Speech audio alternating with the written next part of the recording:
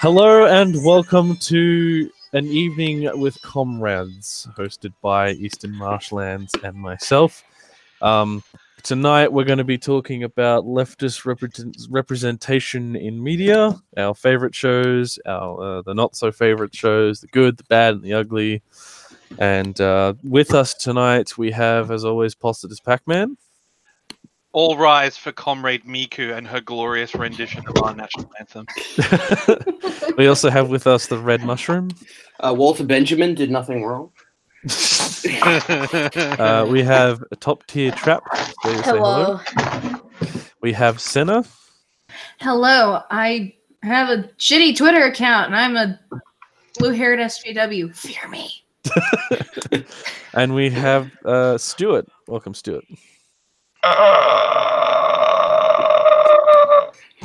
Same. What an intro. So, how are we all? Oh, I'm good. Having a ball lately. Existential dread creeping in, as per normal. Yeah. Yeah. It's no fun if you don't feel like you should already be dead by now, you know? True. Like, the thing is, I've fallen down the rabbit hole. As we're having this conversation, I've fallen down the rabbit hole. I've taken StarCraft back up, so let's oh boy. Yeah. Tis a cry. All right. Good luck in your StarCraft career. Desperate times call for desperate measures. I put RuneScape on my phone. I'll probably fuck with that later. So I always thought Raina, the main character, he was always like anti-authoritarian. Yeah. It's always been a dream of mine to become a professional gamer. Rise up, hashtag. I'm gonna rise up, gamers, rise up. Jesus Christ. We have nothing to lose but our virginities. Sorry. State-mandated girlfriends. Oh, no, you got me doing it. If you can't provide your own virginity, store-bought is fine. There you go. Oh, God. I knew inviting Jay was a good idea. So, yeah, tonight we're talking about leftist representation in media. So, like, I guess starting off, like, what specific characters do you think are underappreciated in that they might be comrades? I have one from a video game, if you don't mind. Nier Automata, the robot character, Pascal, literally runs a fucking robot communist village. Like, what video game? How much more blatant can you... Nier Automata. It's an amazing fucking game, like, all around. There's also a couple boss machines you can fight. One is named Marx and the other is named Engels, so... It is very fucking obvious, and I love how, like, I fucking tore into this one dude on Twitter who was just like, well, you know, Nier Automata is a great game and it's not political. I'm like, Marsh what game were you playing? What game were you playing, bitch? So, like, is it trying to represent like a robot commune, or are they just? It literally is a commune with like a bunch of machines, and they're friendly. They're good people.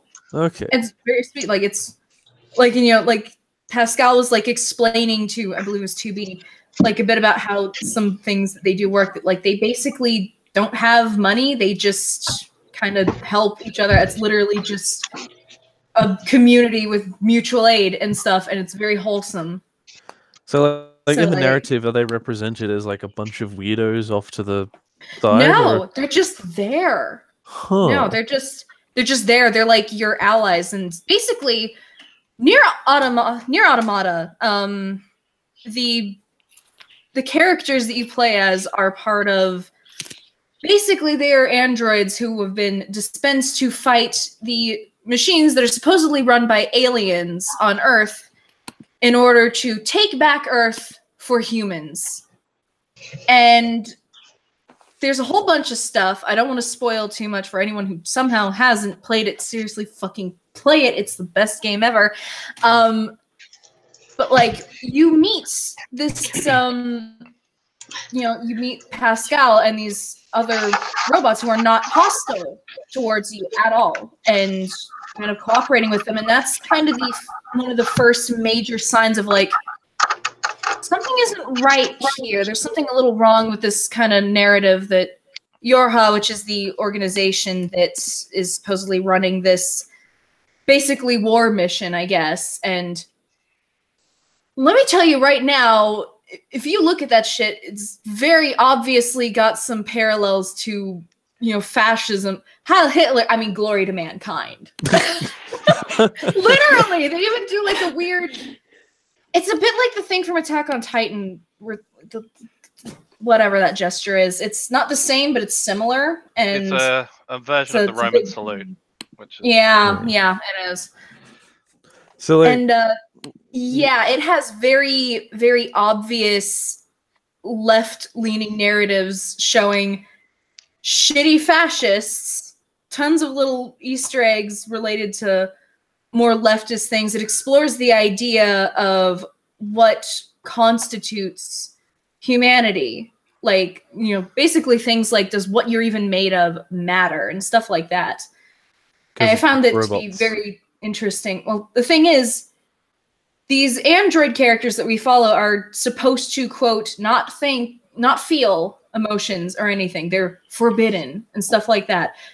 But they very obviously feel a lot of things, and you follow them as everything just goes to shit. And it's very good. I cannot recommend it enough. That and the gameplay is just super fucking fun. I think that's interesting talking about Nier Automata, because being an, well, let's be honest, an anime game, let's face it, it's very heavily influenced by it. I think anime, I wanted to actually, I'm going to keep bugging TK and Eugene to let me come on Bolshevik Bistro and actually spread my weeb propaganda to the world. Oh no.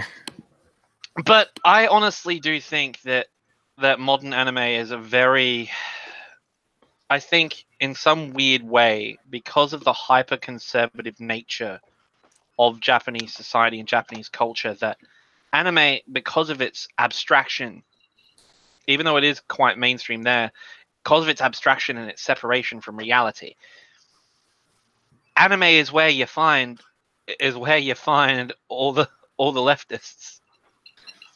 Yeah, which is ironic because Western anime fan bases are all a bunch of incels who are basically already becoming fascists or have already become them. And it's just real. Yeah, which is really that, and they excuse pedophilia a lot. Yeah, bad. None of this 600-year-old vampire shit. Fuck off. Yeah. Sometimes they don't even have to be 600-year-old vampires. Look at Boku no Hero Academia. Oh, yeah, like... Sadly, it's not even the fandom that's bad. Horikoshi, the author himself, draws very yikes things. Yeah... Another example of, like, a very good series that's kind of ruined by the author being a piece of shit is Dragon Maid, because, like... Oh, I completely agree. The author does a lot of, like, ooh, big booby lady with tiny boy stuff. Ew, no. It's bad because some of the dragons are very good lesbians, and then the author is just bad. Oh, that's that one with the dragon maid and... I love Lukua. Just keep her away from Shotoku. Is it the one? Choo-choo, yeah. Yes. Oh, yes, that one. it is Yeah, that okay. one. This should be the obvious one, but J.K. Rowling. Oh. I like towards the end of the Harry Potter stuff, the message was literally the institution can be fucking wrong, and at that point you got to take things into your own hands. That's what I took from it. Yeah, and now then she's J.K. just like Rowling the turns most around as like neoliberal queen. Turfy, shit-heeled liberal. It's just like, so what like, were you writing? Was that even you? So like Harry Potter is for some people being used as like a textbook example of how to like from the inside rebel against the system and then eventually fight against it. And Yeah. whenever they bring it up, I'm just screaming at my screen, like, because it's usually on Facebook. I scream at the screen, read a different book for once. Yes, I am also in the club of read a J.K. different Rowling book. thinks Tony Blair was a leftist. Sorry. It just broke. I feel violently ill all of a sudden. Do y'all want to see Sounded that like a tweet? Street Fighter 1 Wait, soundbite. Hold on. Y'all need to see this tweet. Hold up. The I mean, do we really parallels. need to see it? Like, Mushroom, what are you saying? I was going to say the parallels between J.K. Rowling and Christopher Hitchens are very scary. The Blairism, particularly. So would you say there's like a disconnect between the representation of, say, leftist characters and the author, in that sometimes they just don't get it? I feel like either there always authors was like a J.K. disconnect, Rowling. or J.K. Rowling just got corrupted by becoming such a fucking popular rich bitch. Yeah, absolutely. It was all about the popularity. Like, J.K. Rowling that didn't make a sentence. J.K. Rowling started as a fairly poor person, just trying to get by, and that reflected in her writing. Originally, her writing was very good, and then when Harry Potter kind of came to its conclusion, she ran out of things to do, which is why she turned to, like, just announcing things as quote-unquote canon to get good boy points. And, like, with you can the make wizards. characters LGBT and whatever, but, like, I hate it, and hopefully other people also do, when a franchise wraps up and then they confirm something so that it has no actual effect on the franchise, and they can just say it to get good boy points. Especially if there wasn't even, like, any sign of it in the stuff. Like, it'd be one thing if it was, like, hinted at, but then you think afterwards, maybe I wasn't on the nose enough about this. Yeah, absolutely. And, like, but, like, the thing you is, know, like, I understand Dumbledore's also... gay. There was no... Yeah, exactly. No sign of that ever. And the bad thing is that, like, that's also coming back to bite J.K. Rowling on the ass, in my opinion. Because now that she's got Fantastic Beasts going on, now she's like, don't think I'm going to give Dumbledore a boyfriend just because. It's like, just say you're not comfortable with it and go. So, when it comes to that, didn't they also make in Fantastic Beasts? Didn't they also make Nagini the Voldemort's snake pet an Asian woman? For some reason, I thought you were going to say trans, and I was like, please no. No, I don't. I think they're going to make Ron trans. Let's be honest. So I could get down with that, though. Yeah. You're mentioning like Ron would make a very cute girl. You're mentioning like a phenomenon where the media itself might not be less leftist all that much, but other people will draw from it like a leftist narrative.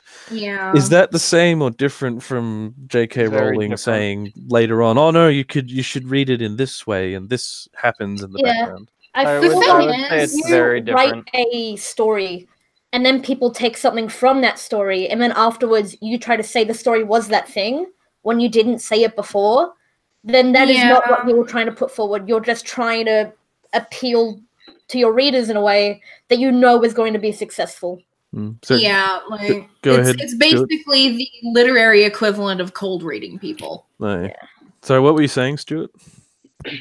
I was just saying that I think they're very different. Like writing something that happens to have leftist themes that people can take away from it, and writing a piece of leftist literature. I feel as though they're one of those things that, or any sort of media really, is kind of one of those things where I feel as though people have a tendency to take away whatever they want from something. You know what I mean? So like people will apply leftist themes and leftist narratives to pretty much whatever they want into whatever context, no matter what ideology they are. If it's not the oligarchy and the you know, the oppressors of this world, then to them it's those darn liberals. Yeah, Or, that you makes know, sense. Yeah. Because Like, like being a or very English student, I write a lot and I was reading a lot. I very much can see that. Like, let's say X character has liberal views and ends up being a traitor. A liberal would say like, oh, because they had such good views, it was unexpected and therefore a really good twist. But someone who hated liberal views could also say, oh, because they were liberal, I suspected them and it was foreshadowed. yeah. Like, It's a boy. very loose example, but So it's like Yeah. it's a thing I've sort of noticed where in certain TV shows and whatnot, if they want a character to appear like they don't know what they're talking about, they'll actually move them a little bit to the left, but not enough to start to not have of the any character reading substance. Marx, but like Yeah, Yeah. they'll not of say any substance. Like, that it's kind of a phenomena I've noticed where it's like they do a specific kind of left-leaning person who like has picked up a little bit on like some concepts that are very good in an anti-capitalist framework. But if you try and just put them in like your milquetoast liberalism, they start losing all coherence because it just doesn't work anymore. And so they do that as kind of like this way to kind of set up these ideas as like a thing that's stupid because they'll just intentionally take them into a context where they don't work. And this is also just something that liberals do. They try and appropriate things from the far left. I mean, look at all the rainbow capitalism bullshit going on. Like, $100 for Pride at Disney World and shit like that. And it's just Disney like, Pride. yeah. Yeah. Now, there is a part of me that is a very stupid, terrible person that's like, I mean, yeah, that's a very bad thing, but it looks fun though. See, Nothing wrong with that. I think when they try to make a character look dumb, like lack of a better word, trying to make a character look dumb, they're like, oh yeah, let's make them sound like a commie, yet they end up making them sound like a liberal or a Bernie-crat. Hippies. Yeah. They make them sound like hippies. Hippies, yeah.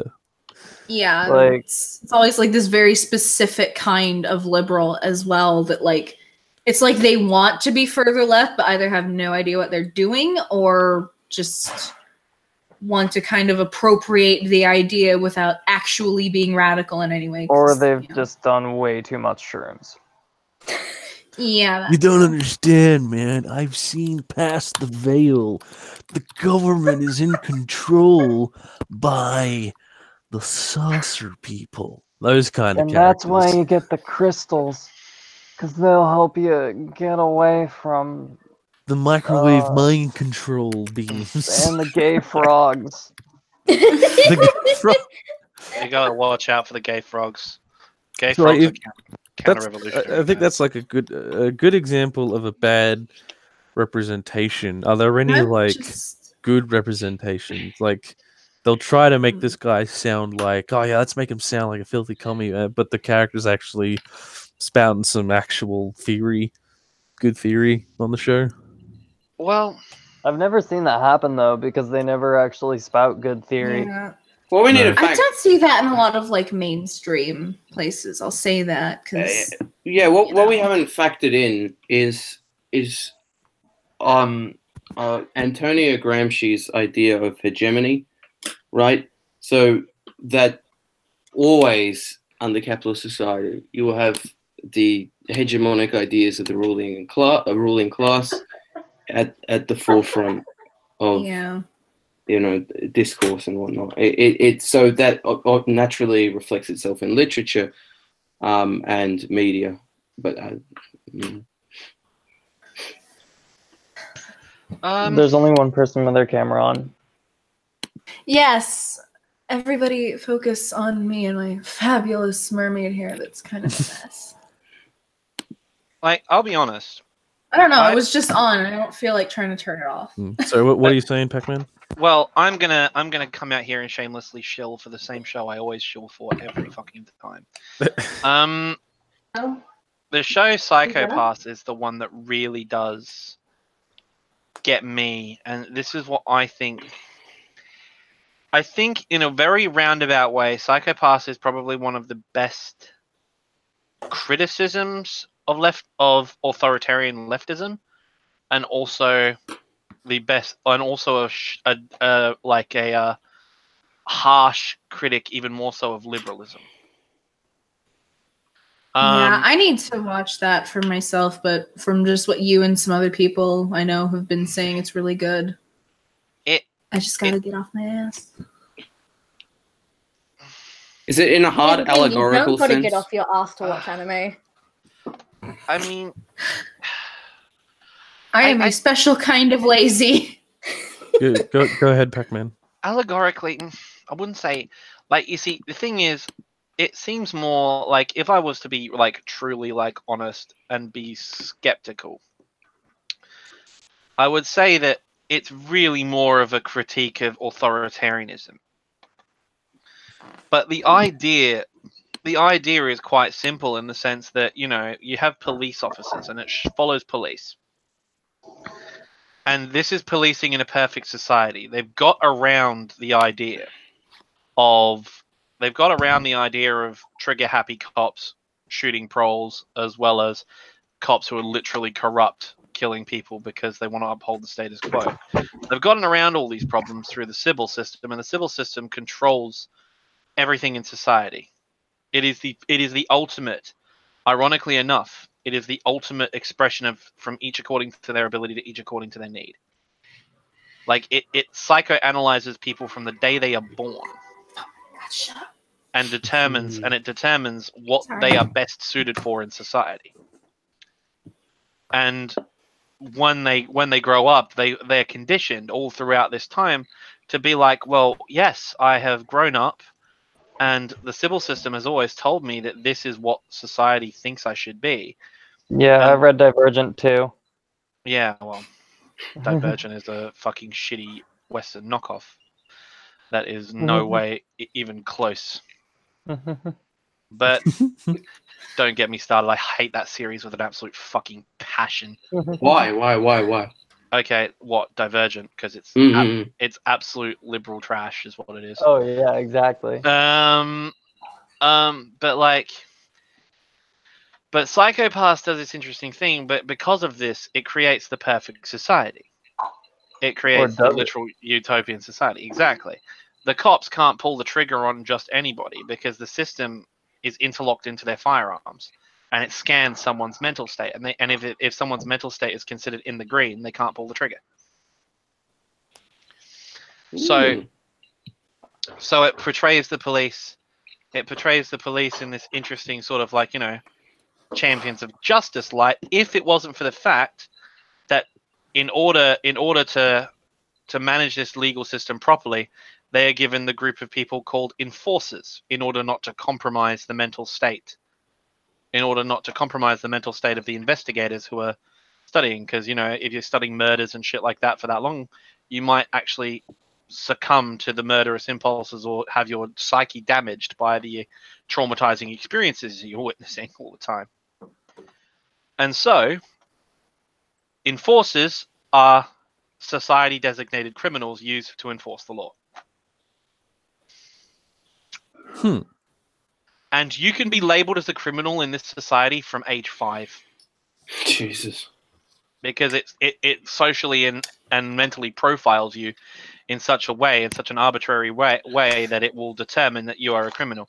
And the whole thing is this weird sort of criticism of authoritarianism in a nutshell. And I think it does have very left-wing leanings because of the, shall we say, it's got a very anti-capitalist message in a way. Because all the corporations and such are evil bastards, as portrayed in this series. One of the villains is a super rich guy who is very, very fucking corrupt and evil and in bed with the main villain. But the whole premise of it, the whole circumstance of it, when it's put into context, the corporations have to be approved by the civil system, which means It seems like a basic step is, or what people can get away with, is to have the criticism be a very broad anti-authoritarian, but not say from a leftist perspective anti-authoritarian. Just, is it an attempt to like get as much theory on the screen as possible, or is it like Authoritarianism is always abstracted, though. because it could be fascist authoritarianism or it could be leftist authoritarianism. It doesn't really. In this case, it feels like it's a critique. It starts off, when you look at the civil system in just one dimension, it feels like a critique of leftist authoritarianism. It's a very damaging critique of what would happen if you take the authoritarian leanings of this society and put it in a social democratic setting, because they still have capitalism.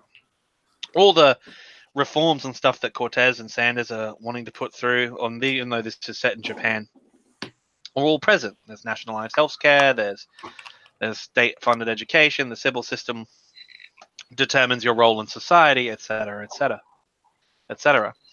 Okay? Whereas when you go in deeper, you realize that all the corporations and stuff, and all the artists and representation and everything like that in this society is controlled entirely by the civil system. Everything has to be approved by the civil system, and its method of judgment by judging mental states is so arbitrary that you look at it again. The free market exists, and the government plays a direct hand in this free market, if only to drive the economy in of itself. There's no other purpose for it. It is still a free market economy with the state executing total control on the populace. So when you look at it in a more in-depth analysis, you realize that we're dealing with a fascist technocracy, really. And the police officer, that being Akane Tsunemori and her enforcer partner Kogami, the cops actually turn out to be the leftists, which is fucking weird. And the great thing about it is it subverts everything that you originally think. It subverts everything that you think. It's so the hard. the critique isn't so much from based around a single character, but it's against the entire sort of nation, essentially, and it takes a slow burn to show that critique. Inherently, it demonstrates in a weird way. It demonstrates that the system itself is the enemy. That there is a situation where the system itself is the enemy, and it could be considered the ultimate cautionary tale of evil triumphs when good men do nothing, if that makes sense. So where else would there be like a representation of like an entire like group of leftists in media, like more like a positive a lot of image. Literature. Well, Literature. of course, literature is big. Absolutely. Yeah, you wanted to mention some literature specifically, didn't you? Specifically, perhaps not, but I've started reading a number of interesting authors. One being China Mayville, who is a socialist himself and a contemporary sci-fi writer. I've started the first book in his, I think it's New Corbizon series, and it basically focuses on the transformations within a city and the lives of different people in there. But there are definite draws and leftist themes in his work, but I've not gotten far enough to get into it. Other people, you can look at some of the writings of John Steinbeck, Grapes of Wrath being a classic. Actually, I would like to say The Expanse. Oh, yes. The Expanse is very good in that regard, because you've got class struggle exemplified in that show quite distinctly. The Belters. I mean, yeah. Oh yeah, I remember it now. That is a very fascinating one because it's like one of the only times, other than like Klingon and I think Lord of the Rings did it, I can't remember, where they actually got a linguist to design a language for the show. Oh, cool. It's interesting because in the Expanse, the Belters, it's more of a, well, it is class focused. It almost ends up as a national liberation struggle, whereas you have the proletariat of Earth, when we get brief glimpses at them, living in what amount to slums, really, and it's interesting. But they're portrayed as more passive when compared to the Belters. And the Martians tend to be a bit of We are have actually a pretty social Friend society. visiting. Okay. Sorry. Firefox 42 in the chat asks, aren't the Belters outright anarchists? No, I wouldn't say so. Like I'd say their closest tie would probably be. I think it's right. I think Mushy is right in the sense that it is very much liberation struggle. It's very much IRA, PKK, the belt for the Belters. I mean, I would like the Martians are interesting. The Martians, I think, are very interesting because I think they do in a way represent state socialism on this spectrum, if you will. I thought they were militarists. That's at least from what I could tell. Yes, but at the same time, they were treated as second-class citizens when they became a colony and they started terraforming Mars. The UN basically started declaring them second-class citizens almost, like colonials. What is with the constant anti-UN sentiment in a lot of sci-fi shows? Like even in Sid Meier's Alpha Centauri, one of the weaker factions is the UN peacekeepers that go down to the planet to colonize. It's the racism. Oh shit. Okay. Could you elaborate on that hot take? I mean, I think it's just that. It's just the racism. Like, I don't watch a whole lot of sci-fi besides the very occasional sci-fi anime, or just very rare, very good shows like Firefly. That's about all the sci-fi I consume. So I can't really relate to having a lot of sci-fi discriminate against the UN. But if it's a lot of sci-fi doing it, I gotta say, it's probably the racism. I would say that if it wasn't for the fact that the UN is just such an ineffectual organization. Like in Halo? It's literally the most useless thing. Is Halo leftist? I would say no. No. I would say Halo is borderline. Uncertainty. I would say Halo is borderline fashy, actually. Yeah. I do have a show I remembered that I want to bring up. Have any of you heard of Leverage? No. Leverage, no. Yes, Leverage came out in 2008, and it finished a few years later. And it is, one, an absolutely fantastic show, and two, very anti-authoritarian, and just very, very good. It's basically a team of about 5 or 6 people get together because, like, they've been, like, ex-cops, detectives, and they're just fucking sick and tired of playing by the rules. And they're kind of like, they've gotten used to the fact that society won't accept them for being who they are.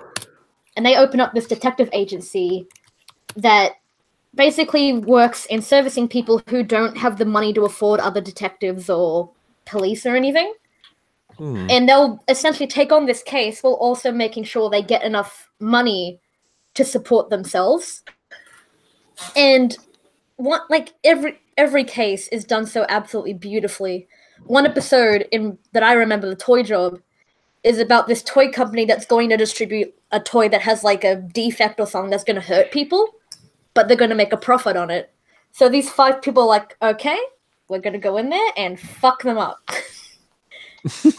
Now that And it's does not just sound very- outright violence. It's like they go out and just manipulate massive corporations and even like small scammers and just do whatever the fuck they can to help out their clients and better society while also being like, fuck the system, fuck rules. I don't know how to explain it. It's a very unique experience. Actually, I'm gonna go on the anime shill train again. There's another good one. Again with the enemy.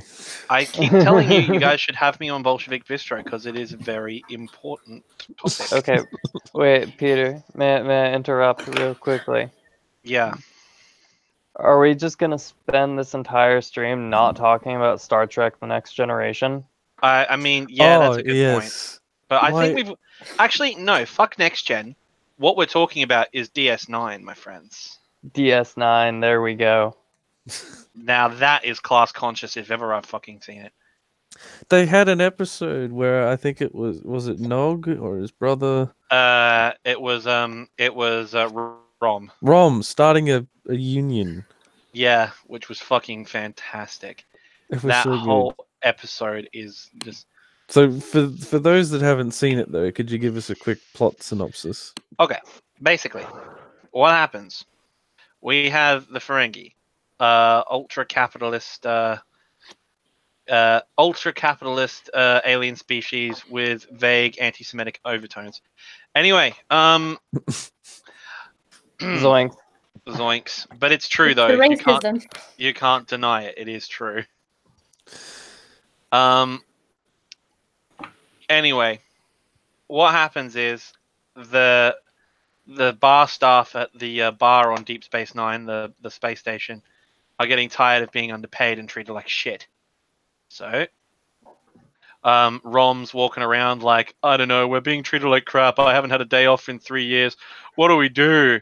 And then like, you know, Dr. Bashir, who everyone hates for some reason, but I actually like, sort of speaks up and says, you know what you guys need? You need a union. Yes, a group of employees who get together to commonly negotiate for better conditions. You're pretty And much quoting it verbatim as well. They don't Yeah. beat around the bush. They say no, union. The word union right in the show. Yes, Wow.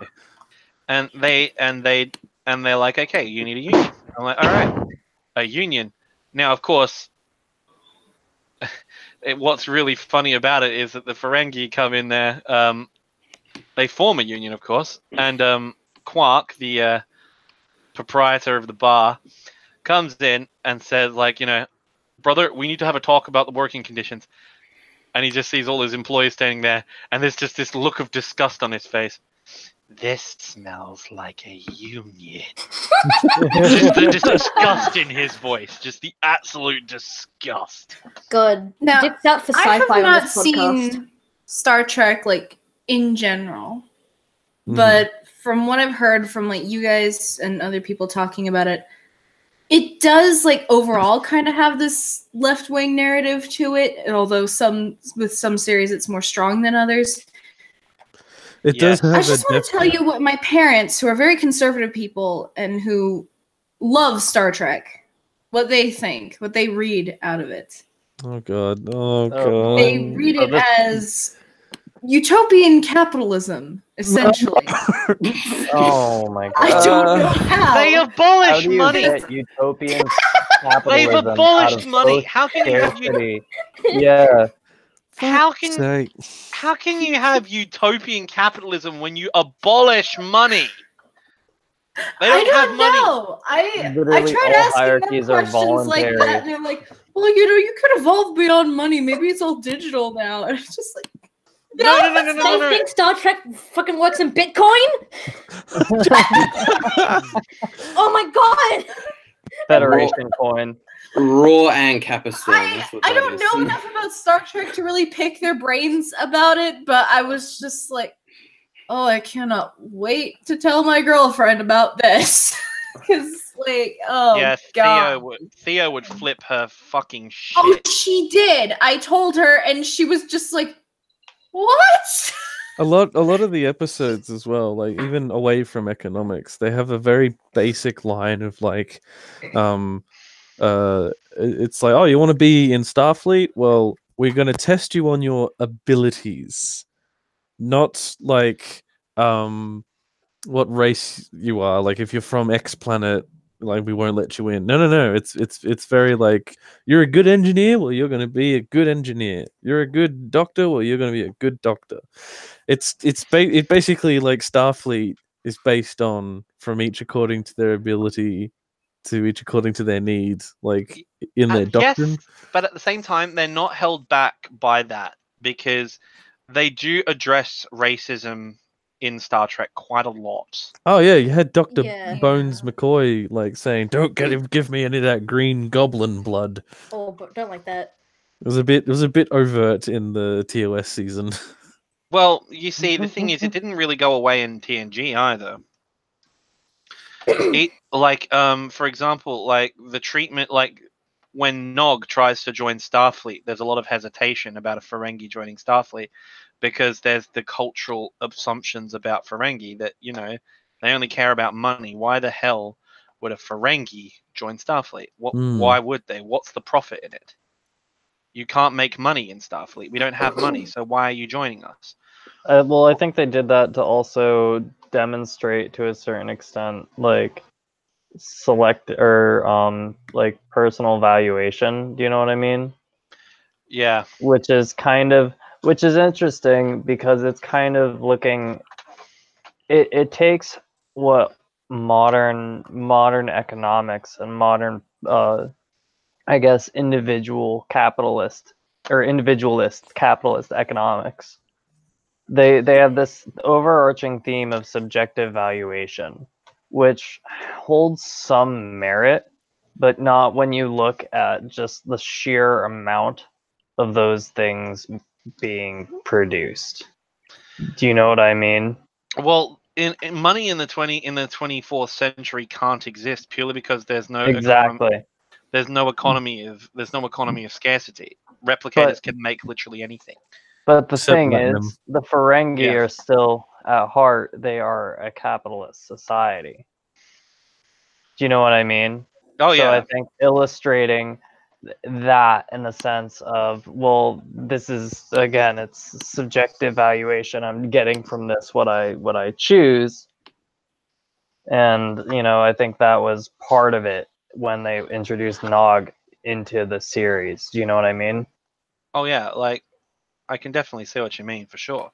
Like, not necessarily like it's that's what I took away from it. But if you took away something different, I think that Star Trek has never been afraid to address racist issues. Yeah, even though I've never watched Star Trek, I've had friends who have told me about specific episodes that do tackle that.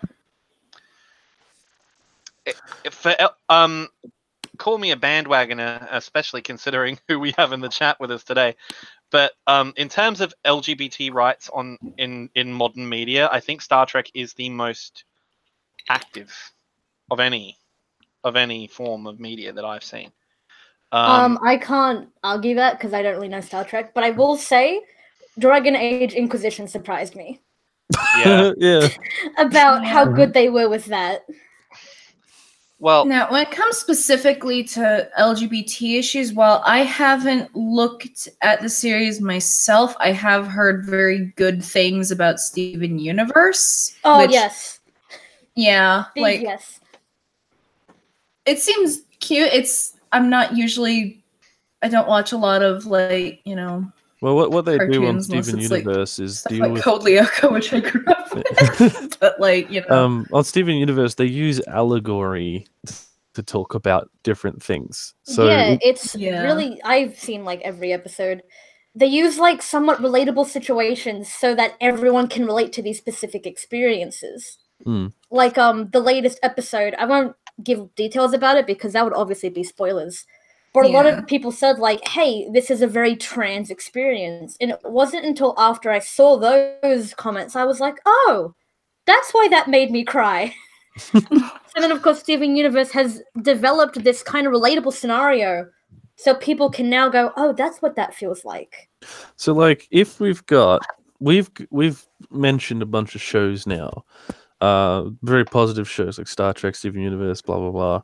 Is it possible to use a couple of these shows and sit someone down in front of them, and then after they've watched it, they're going to come out a comrade? Like, is someone going to watch that episode from DS9 and go, man, that looked cool, I want to start a union? Is that possible? It could be. I think ultimately when it comes to getting people more on board with stuff like that is there's not going to be one singular thing that does it, if that makes sense. Yeah, Rather, it's gonna be a lot of bunch of revelations. smaller things that kind of sow the seeds in their mind, and they eventually come to that conclusion themselves. Yeah, I know that specifically relating to LGBT media, that works a lot. Like, I've seen videos of, like, queer kids taking their parents to see Love, Simon, and their parents are, like, changed people after the experience. Yeah. Like, with stuff like that, it's a bit easier to do that with in some cases, I think, because there's less of,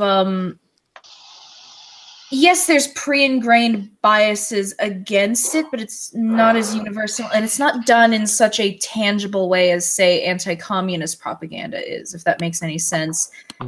It's, you, in that sense, are fighting a slightly different battle, if that makes sense, because, yes, you're going against, like, social learned things for a lot of people, but once again, the fact that it's not a strictly tangible thing, I think it can be easier to sort of break down that barrier with people and get them to be like, oh shit, I was being stupid. One of the reasons why I wanted to broach this topic is because with a lot of people, they'll say, "Oh, I just want a society where when I work, I get what I'm worth from what I work. You know, I want it to be satisfying. I want my kids educated, and I want for hospitals to not cost an arm and a leg. You know." And then as soon as you say, well, you know, under socialism, you could have those things. As soon as you say socialism, they just turn right off. It's like, oh, but who's going to pay for it? Yeah, and here's the thing. Here's the very interesting thing. I've mentioned my very conservative parents. If I don't use any loaded language, I can get them to somewhat be on board with my stuff. Yeah, it seems like... And, like, I did that to my mom once, and she's like, yeah, no, that sounds pretty good, honestly. And I'm like, do you know what that is? And she's like, no. I'm like, it's communism, bitch. And she's like, no, it's not. Yeah. Yes, it is. It seems like titles the and right labels kind that of turn people off. Yeah, it seems like the right kind of media, the kinds of media we've been talking about tonight, is able to get around that barrier where if you mention the word, they'll turn off. But if you show them that episode of TNG, they'll be like, oh, okay, maybe they are people, because Data is obviously not a human, but a sentient being. It's like, yeah. So what about the refugees in the boats off the coast of Australia? Like, okay, now I get you. Measure of a Man is the greatest TNG episode ever. I am clapping because this is what liberals do to emphasize things. No. But The Measure of a Man, where Data has to prove that he's human, is the best TNG episode that ever was. And not I think human, though. Sentient. Well, with I guess rights. True. Yes, you're right. But he just says, it's just that moment where Picard just turns it on him, and he's like, you know, prove to the court that I'm sentient. It's like, what if like, you know, what's the definition of sentience? Is like, oh, you're aware of your surroundings, you're aware of your own ego, you develop and learn and adapt to it at 7 situations. And he's like, okay, and then you have consciousness and a sense of being. It's like, okay, so it's self-aware. It's like, okay, so he's met 2 of your criteria for sentience. What if he meets the 3rd, consciousness, in even the smallest degree? What is he then? I don't know. Do you know? Starfleet was founded on one simple premise: to seek out new life, and there it sits. Good shit. Nice. And I'm just like, oh, John Luke, get him. Get him. Get him. The court is a crucible in which we burn away irrelevant facts until we find the truth. I love that episode. Back to Nier Automata, that's a thing it really goes through as well, because like it doesn't do it in as direct of a way, I would say, but it's very much you get this juxtaposition between them learning about human culture and stuff and being like, oh, that's so strange, but also like you see like all of these supposed differences, but really when it comes down to the way these characters act, even in the machines, it's all very, very similar because they all have that same sapience going on. So that familiarity means that people can see themselves in that situation and then feel like, so basically I'd make you're the same seeing decision as that character.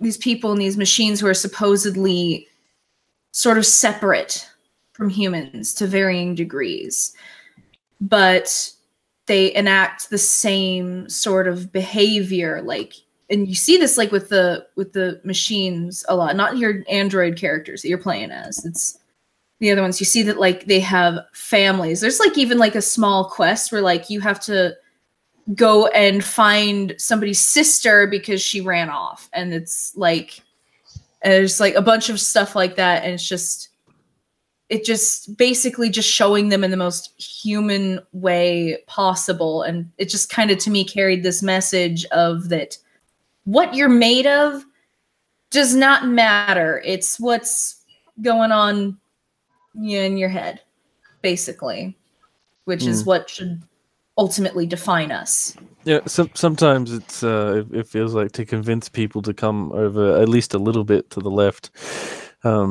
you gotta tap into their feels. Yeah, because if you use facts and tell them like, your boss is extracting your labor, it's like, get out of here, you filthy commie. But if you start tugging at their heartstrings through media, suddenly they start becoming a little more sympathetic. Yeah, and like that's something that I've always noticed is like right-wingers are usually honestly very emotionally driven in a lot of their things, but they convince themselves that it's all about facts and logic and stuff, when really all of their beliefs and arguments are based off of fear-mongering of some sort that they've completely fallen for. Yeah, and they've fallen for that fear-mongering in such a way that it's sort of cultivated this culture of learned sociopathy towards, whatever the out group is in this particular case, which could apply to pretty much anyone. And that sort of weaponized tribalism is a very useful tool, and it's one that people who, have power and have a lot of voice use all the time in media. And seeing things that go against that can help build up that sense of empathy, which is ultimately, I think, for a lot of people, that will be the breaking point with right-wing ideology. I know it was for me, because I start as a little kid, raised by these very conservative parents who, even as old as 12, I remember my mom saying something about, well, it sucks, but we can't let the gays get married because then people will be marrying children, dogs, and stuff like that. And I remember like hearing that as a kid, and I was just like, what the fuck? I'm like, Mom, I don't think that's the same thing. And she's like, well, it's not the same thing, but it'll open a legal loophole to justify it with. And I'm just like, yes, I'm not so sure about that. Okay. Sorry, just give me 1 second. I didn't know how to articulate it at the time, but stuff like that was just ringing more and more wrong with me, because I was kind of always this very emotional child, if that makes sense. I would like cry at the drop of a hat, and I just wanted everyone to be my friend, and everyone hated me anyways because I was weird. Probably because I'm mildly autistic or something, and people were like, "Oh, it's a weird kid." Ew. But yeah, it was a time, and I kind of essentially learned through everyone treating me like crap. It's like, okay, I'm not going to treat people like that, because I want better, not just for me, but for other people, because like, it's fucked up. No one deserves that. You mentioned what was it? Fascists and whatnot picking up on the wrong things in media. Well, fascists. Yes.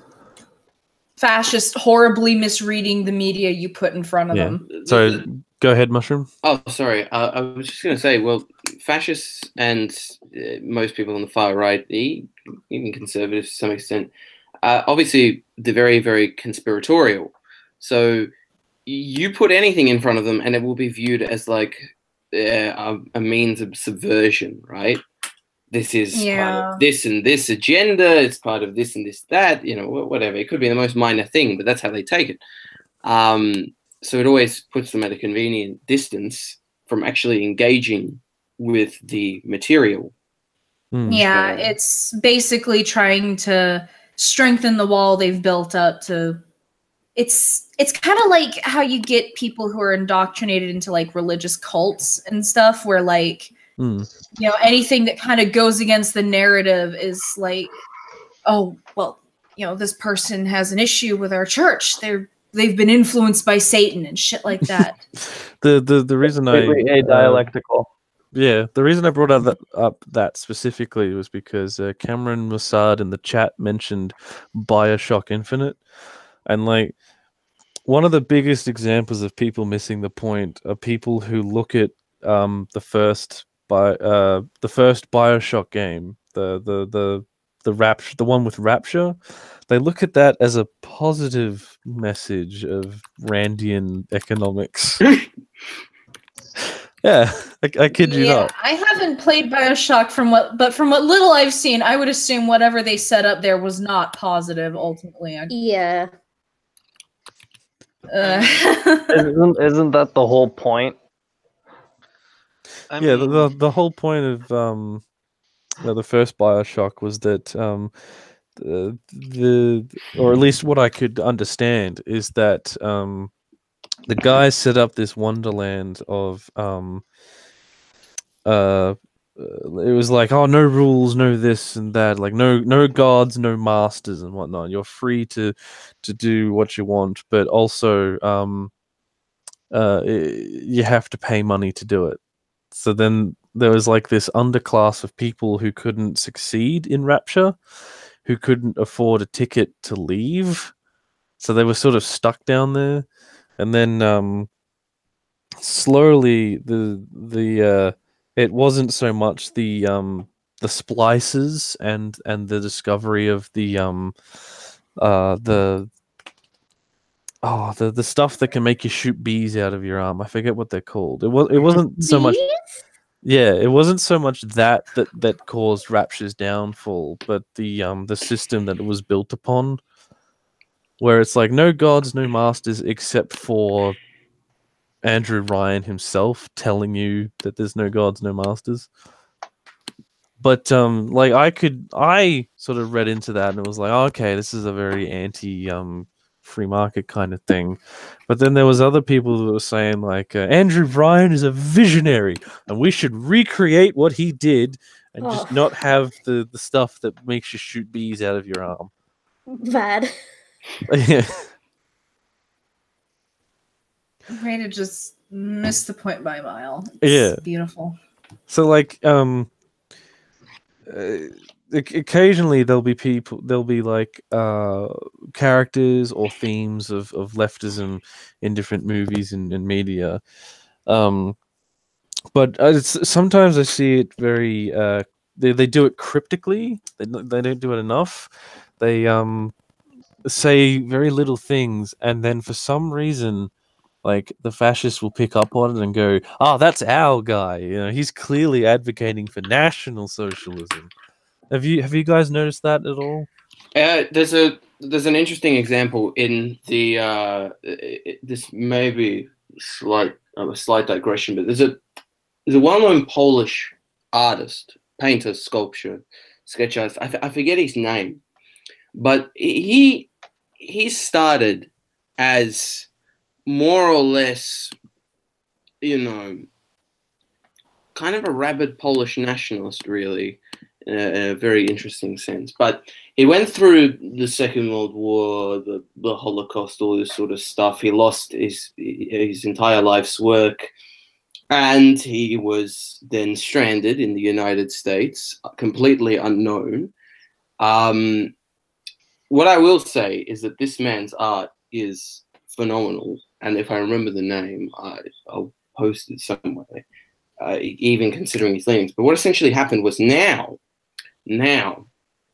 even after he renounced his past, his leanings towards fascism and right-wing nationalism completely, the Polish right currently has taken up his artworks as like symbols of their nation and their movement, even though this is something that would utterly horrify the man who, had his life.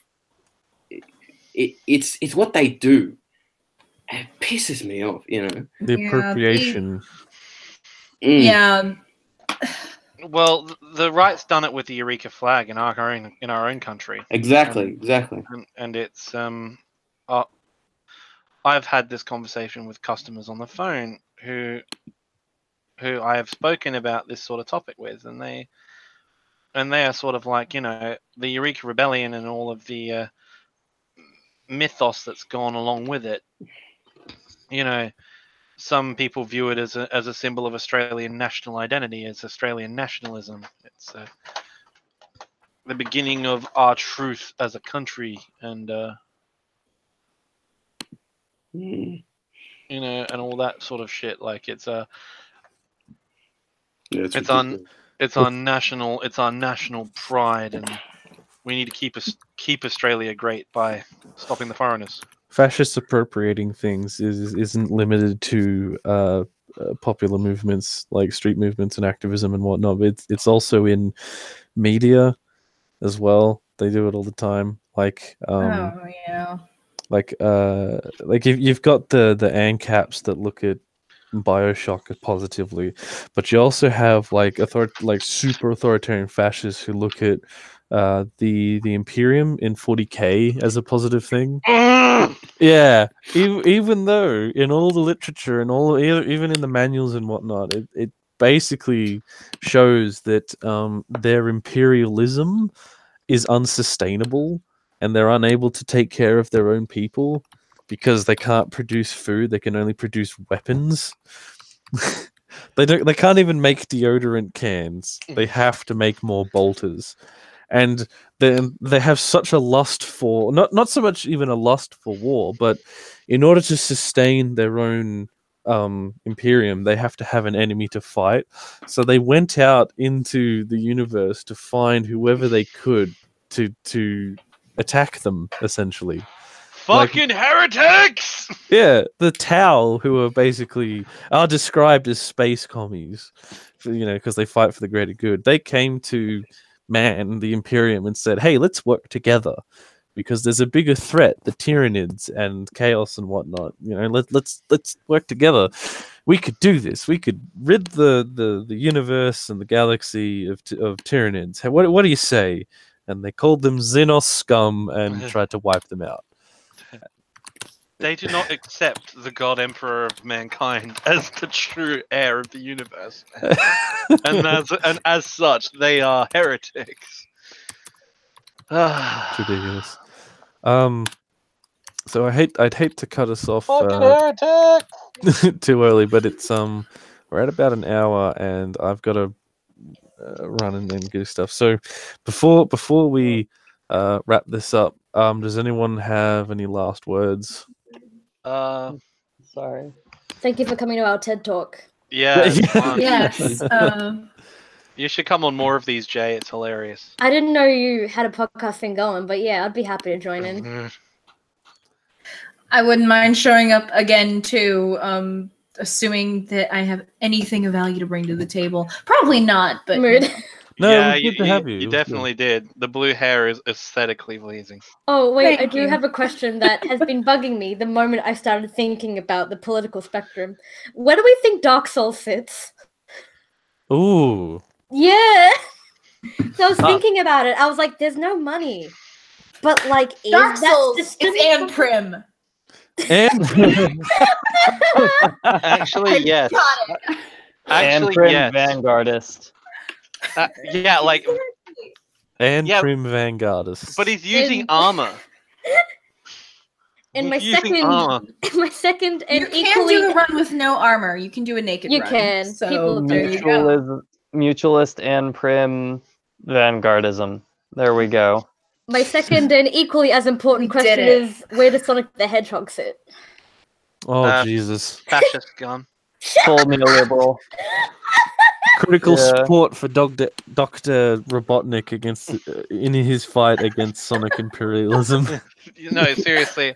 Real We are shit, going to. Dr. Robotnik was like pretty Dr. okay Robotnik- before he got fucked up.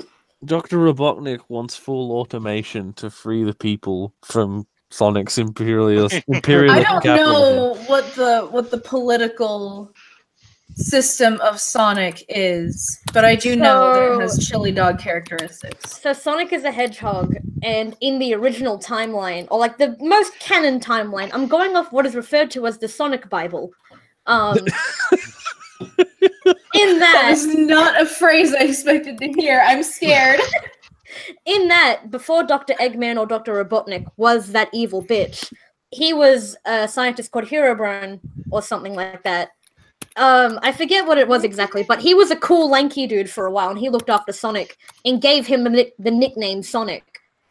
And in this Sonic Bible, they live in a world that's absolutely overrun by pollution, and the Chaos Emeralds are actually like manifestations of every gross thing that humanity and corporations have created. And Dr. Eggman's original plot is to destroy them to rid the world of pollution and start back from square one. But then he gets fucked up. Okay, so he's a facadist, Anprin.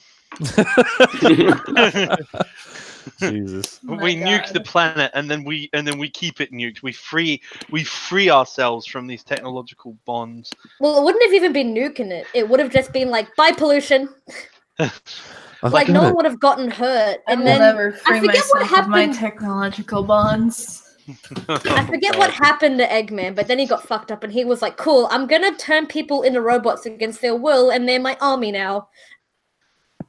Jesus. So he became a transhumanist fascist. I No guess. idea, man. Like, he got fucked up. Transhumanism is the only way forward. We all know this. Dr. Robotnik is I mean, fully- I just fully want to be a authoritarian. shape-shifting robot, to be honest. That sounds cool. My God. All right.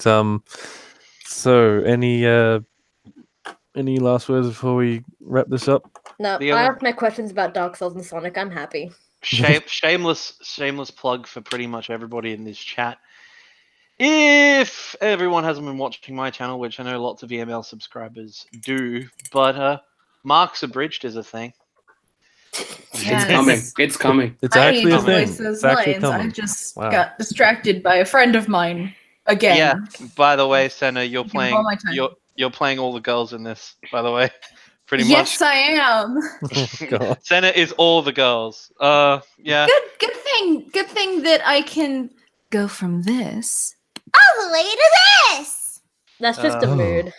I'm Yeah. surprised Actually, there's How you been doing? less. I'm surprised there hasn't been more of my anime voice, to be honest. oh no, Mood. that anime voice comes in episode 3, but I haven't written that far ahead yet. Ooh, yeah. I'm Don't give it away. excited. Everybody Yeah. get excited for Mark's Abridged. Subscribe Just to as- Positus Pacman. Just as soon as Batco fucking records his lines. Yeah, To be Batco. fair, I haven't either. Yeah, but Critical anyway. support for Batco and I against actually doing things imperialism. Positist imperialism. I am Posadist. Like, Posadism is like technically one of the most anti-imperialist ideologies. It's like the most rabid one of them. It's kind of weird. You should read into like Posadist's theories on anti-imperialism in South America. It's like fucking like, I have yet to read Posidus theory, but I did see unironic Posidus on Twitter talking about how he'd like to fuck a bush, so it's promising. I'm No, very I think Sterner. on that Impression. note, we should wrap up. Is everybody Link good? reads Sterner. yes. Alrighty. I want to thank Sterner everybody I want to thank everybody for coming to join us. I hope we've learnt a bit and maybe some new shows and video games to check out. Thanks to everybody in the chat asking questions. Sorry I didn't get to all of your questions. And I want to say thank you to Stuart, Positive Pacman, Senna, the Red Mushroom, Top Tier Trap, and subscribe to Eastern Marshlands because the Rayla Silence podcast episode 50 is coming out soon. Subscribe to Positive Pacman for Marks Abridged, and what the hell? Subscribe to everybody. Mutual aid for everybody. Yeah.